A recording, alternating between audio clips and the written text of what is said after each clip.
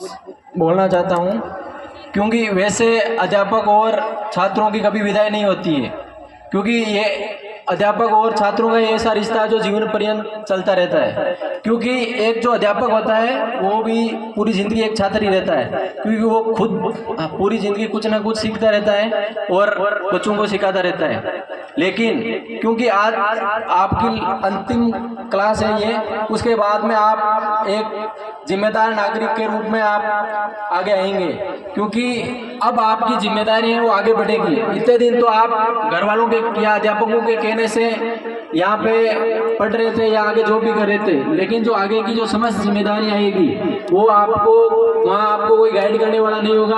आपको खुद को ही अपने स्तर पर सभी काम करने होंगे और उसी तरह आपको सारी जो आगे व्यवस्था करनी होगी। लेकिन आपको आगे शिक्षा में क्या करना है, क्योंकि आज आपकी अंतिम क्लास के बाद में आप कोई कॉलेज में जाएगा या और किसी कोचिंग में और किसी तैयारी करेंगे।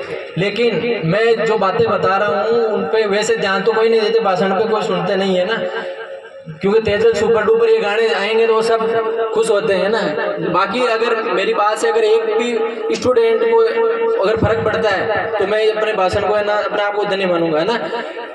क्योंकि जैसे ही आप 12वीं पास करके जाओगे तो आपके लिए आगे बहुत सारी जिम्मेदारी आने वाली है, क्योंकि आपकी उम्र भी बढ़ रही हो, आप जवान भी हो रहे हो धीरे धीरे, और उसके साथ साथ आपके परिवार वाले और घर वालों की अपेक्षाएं हैं वो भी आपके साथ लगी कि भाई आगे जॉब लगना है, क्या करना है। तो आपको आगने वाले 4-5 साल में जो आप मेहनत करोगे वो आने वाले 50 साल से हो जाएंगे। अगर आपने 5 साल बढ़िया पढ़ाई कर ली तो आप आने वाले जिंदगी के 50 साल किस प्रकार गुजरेंगे, किस प्रकार हंसी खुशी के साथ गुजरेंगे। या अगर आपने 5 साल मौज मस्ती कर ली कॉलेज में या और किसी जगह, तो आने वाले 50 साल आप आगे किस प्रकार संघर्ष करोगे ये भी आपने सोचना होगा, है ना।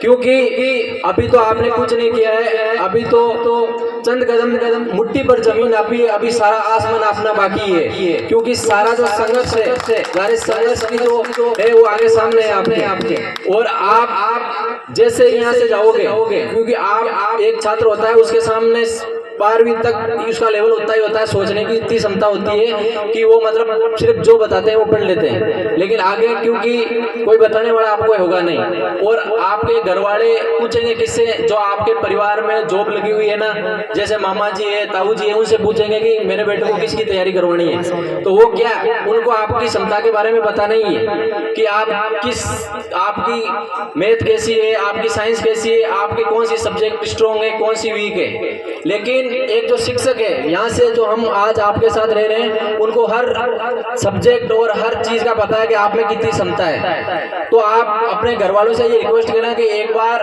हमें क्या करना है आगे, एक बार हमारे चयन सुखजी सर, क्योंकि चयन सुखजी सर के निर्देशन में हजारों लोग नौकरी में लगे हैं, और उन्होंने, क्योंकि मैं इस सर के निर्देशन में पढ़ा हूँ और अभी भी उनके निर्देशन में सेवाएं दे रहा हूँ।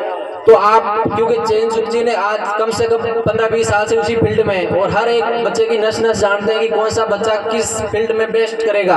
क्योंकि होता ही है कि जैसे आपके 90% बन गए और आपके घर वाले पूछेंगे क्या करने के, 90% बच गए तो नीट की तैयारी करवा दो, ऐसा ही होता है ना। तो नीट की तैयारी दूसरों के कहने से करवा भी दोगे और वहाँ एडमिशन भी लोगे, लेकिन आपका कौन सा स्ट्रॉन्ग जोन है वो आपको पता नहीं है, और उसके बाद में आप अपनी क्या डिप्रेशन में आ जाते हैं। और आपको सुनने की मिलता है कि बड़ी बड़ी जो कोचिंग है उनमें बच्चे डिप्रेशन में आके सुसाइड भी करते हैं ना। तो वैसा आपको काम नहीं करना है, और आप अपने टीचर्स की सलाह से आपको क्या करोगे उसके लिए आप एक बार जरूर सलाह मशवरा कर लें, चाहे टीचर से चाहे चयन सुखजी सर से, है ना। क्योंकि आने वाला समय बहुत इंपॉर्टेंट है। आपके 12 साल आपने हंसते खेस के निकाल दिए, लेकिन आने वाले 5 साल आपके 50 साल तय करेंगे। इसलिए मैं आपको विदाई के तौर पे यही कहना चाहूंगा कि आप अच्छी तरह से पेपर दें, और आप उज्जवल भविष्य की शुभकामना के साथ मैं अपनी वाणी को विराम देता हूँ।